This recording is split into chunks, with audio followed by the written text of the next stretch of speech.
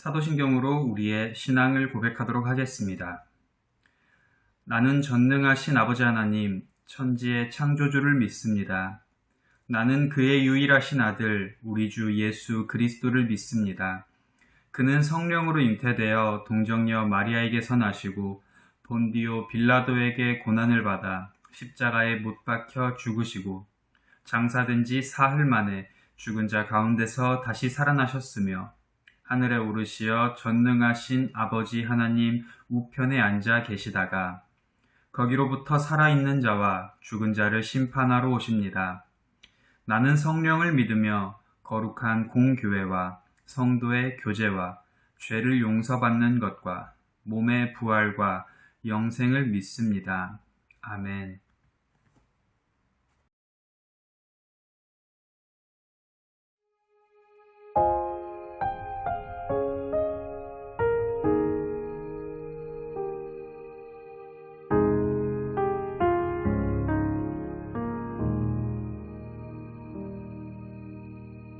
내 백성이 나를 떠나 돌아섰지만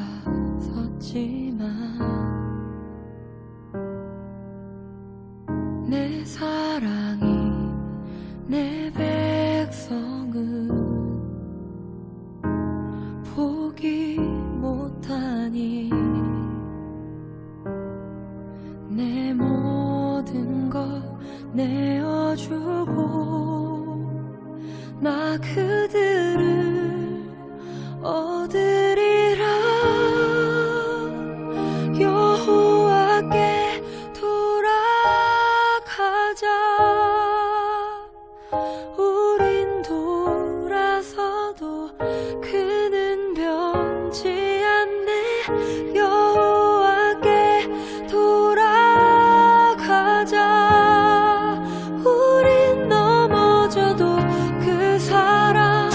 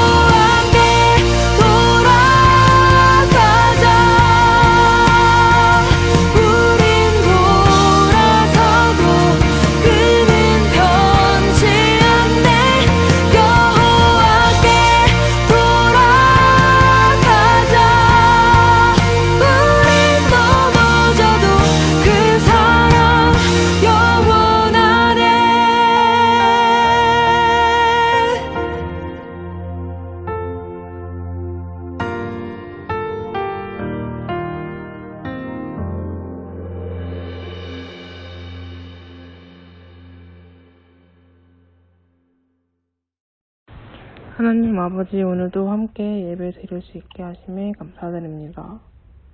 하나님, 요즘에는 장마철 가운데 있습니다. 또 피해가 굉장히 심한 지역도 있습니다. 이번 장마로 인해 다치거나 피해를 본 사람들이 하루빨리 복구할 수 있게 해주시고 또 다른 피해 지역이 없도록 이끌어 주시옵소서. 하나님, 어느덧 7월 말입니다. 매년 해오던 수련회를 올해에는 간단하게 진행할 수밖에 없게 되었습니다. 하지만 짧은 수련회이더라도 많은 것을 알고 배워갈 수 있는 수련회가 될 수 있도록 해주시옵소서. 이번 한 주간도 각자 맡은 일에 최선을 다하는 청소년부 친구들, 선생님들이 될 수 있게 해주시옵소서. 예수님의 이름으로 기도드립니다. 아멘. 오늘 우리에게 주시는 하나님의 말씀은 신약 고린도전서 6장 12절에서 20절 말씀입니다. 신약 269면에 기록되어 있습니다. 모든 것이 내게 가하나 다 유익한 것이 아니요 모든 것이 내게 가하나 내가 무엇에든지 얽매이지 아니하리라. 음식은 배를 위하여 있고 배는 음식을 위하여 있으나 하나님은 이것저것을 다 패하시리라. 몸은 음란을 위하여 있지 않고 오직 주를 위하여 있으며 주는 몸을 위하여 계시느니라. 하나님이 주를 다시 살리셨고 또한 그의 권능으로 우리를 다시 살리시리라. 너희 몸이 그리스도의 지체인 줄을 알지 못하느냐? 내가 그리스도의 지체를 가지고 창녀의 지체를 만들겠느냐? 결코 그럴 수 없느니라. 창녀와 합하는 자는 그와 한 몸인 줄을 알지 못하느냐? 일러스되 둘이 한 육체가 된다 하셨나니 주와 합하는 자는 한 영이니라. 음행을 피하라. 사람이 범하는 죄마다 몸 밖에 있거니와 음행하는 자는 자기 몸에 죄를 범하느니라. 너희 몸은 너희가 하나님께로부터 받은 바 너희 가운데 계신 성령의 전인 줄을 알지 못하느냐. 너희는 너희 자신의 것이 아니라 값으로 산 것이 되었으니 그런즉 너희 몸으로 하나님께 영광을 돌리라. 아멘.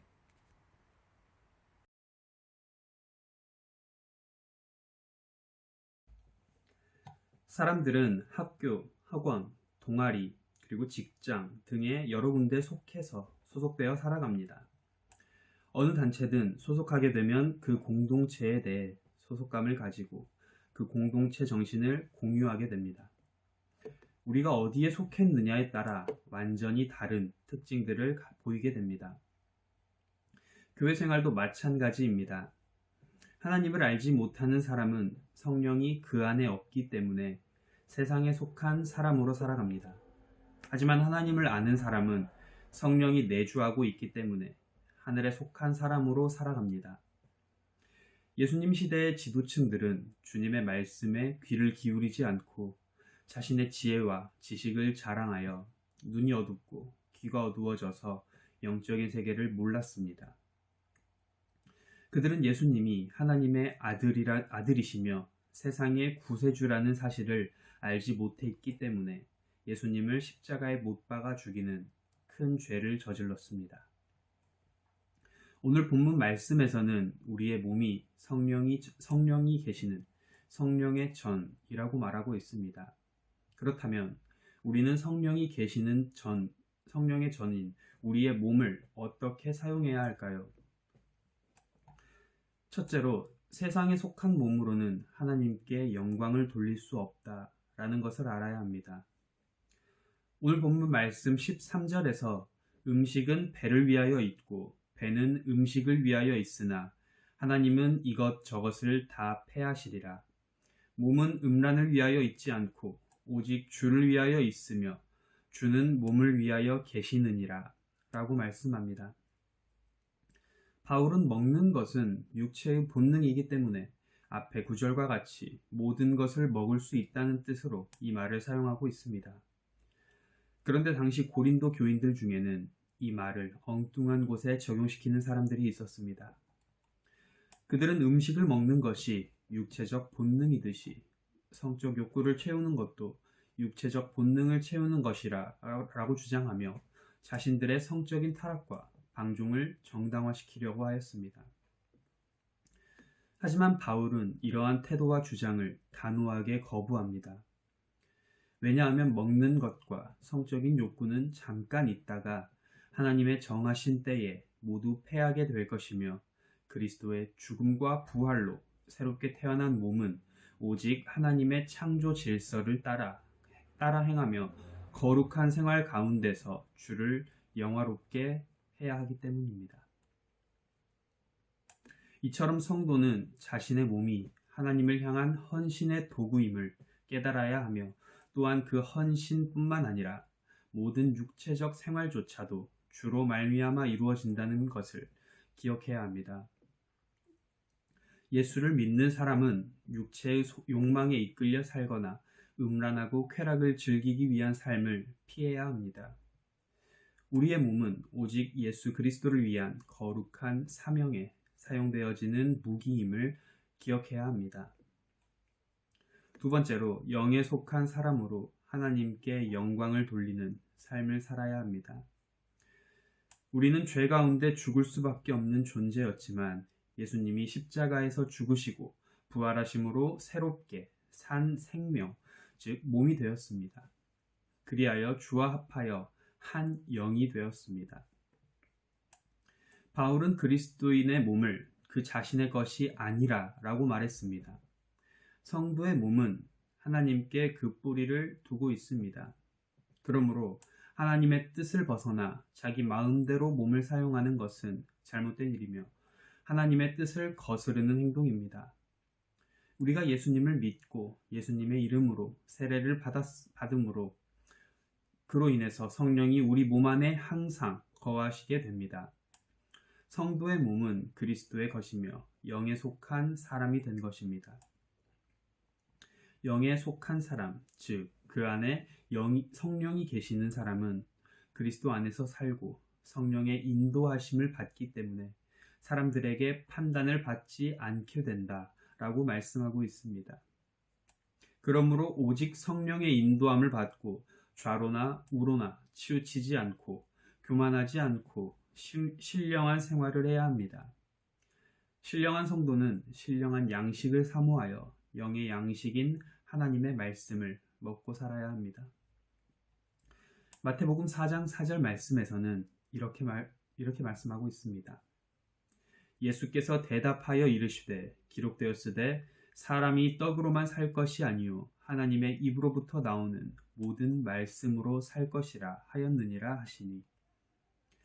이처럼 우리 하나님의 자녀들은 신령한 양식, 하나님의 입으로부터 나오는 모든 말씀을 사모하며 살아가야 합니다. 영에 속한 사람은 인생의 집을 돈이나 명예나 학문 위에 건설하지 않고 예수 그리스도의 터 위에 집을 짓습니다. 이 집은 무너지지 않는 견고한 집입니다. 영에 속한 사람은 자신의 몸이 단순한 몸이 아니라 성전임을 인식하고 거룩한 생활에 힘써야 합니다. 주님과 함께 부활에 참여할 몸임을 기억하며 죄와 음행을 멀리하여 하나님께 영광 돌리는 삶을 살아야 합니다. 기도하겠습니다. 하나님 아버지, 우리의 몸이 우리의 것이 아니라 주님의 성전, 성령이 계시는 거룩한 곳임을 기억하게 하심에 주님 감사합니다. 주님, 우리가 주님께서 주신 이 거룩한 성전을, 우리의 몸을 항상 아끼고 지키며 건강하도록 주님 노력하는 우리 모두가 되어질 수 있도록 주님 인도하여 주시옵소서. 이 모든 말씀 살아계신 예수 그리스도의 이름으로 기도드렸습니다. 아멘. 주기도문으로 오늘의 예배를 마치도록 하겠습니다. 하늘에 계신 우리 아버지, 아버지의 이름을 거룩하게 하시며 아버지의 나라가 오게 하시며 아버지의 뜻이 하늘에서와 같이 땅에서도 이루어지게 하소서. 오늘 우리에게 일용할 양식을 주시고 우리가 우리에게 잘못한 사람을 용서하여 준 것 같이 우리 죄를 용서하여 주시고 우리를 시험에 빠지지 않게 하시고 악에서 구하소서. 나라와 권능과 영광이 영원히 아버지의 것입니다. 아멘.